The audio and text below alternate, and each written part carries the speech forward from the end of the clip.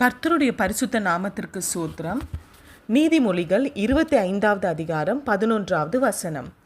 ஏற்ற சமயத்தில் சொன்ன வார்த்தை வெள்ளி தட்டில் வைக்கப்பட்ட பொற்பழங்களுக்கு சமானம். இந்த வசனத்தை வாசிக்கும்போது எனக்கு ரொம்ப கூச்சமும் வருத்தமும் இருக்கும். ஏன்னா நான் பொதுவாக டக்குன்னு உடனே பேச மாட்டேன். ஒருத்தவங்க ஒரு வார்த்தையை சொன்னதும் உடனே அதற்கு பதில் பேசும் பேச்சு திறன் கிடையாது. அதனால் இந்த வசனத்தை வாசிக்கும் போதெல்லாம் ஏற்ற சமயத்தில் ஏற்ற வார்த்தையை சொல்ல முடியவில்லையே நமக்கு என்று வருத்தம் பல ஆண்டுகள் எனக்குள் இருந்தது. எங்கள் ஆலயத்தில் ஒரு நாள் ஆயரம்மா இந்த வசனத்தை விளக்கி கூறினார்கள். ஏற்ற சமயத்தில் கர்த்தருடைய வார்த்தையை சொல்வது வெள்ளி தட்டில் வைக்கப்பட்ட பொற்பழங்களுக்கு சமானம்.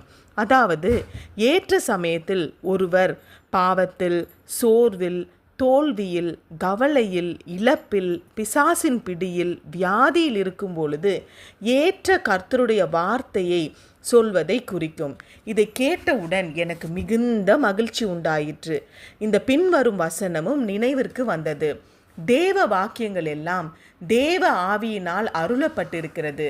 தேவனுடைய மனுஷன் தேறினவனாகவும் எந்த நற்கிரியையும் செய்யும் தகுதியுள்ளவனாகவும் இருக்கும்படி அவைகள் உபதேசத்துக்கும் கடிந்து கொள்ளுதலுக்கும் சீர்திருத்துதலுக்கும் நீதியை படிப்பிக்குதலுக்கும் பிரயோஜனமுள்ளவைகளாயிருக்கிறது.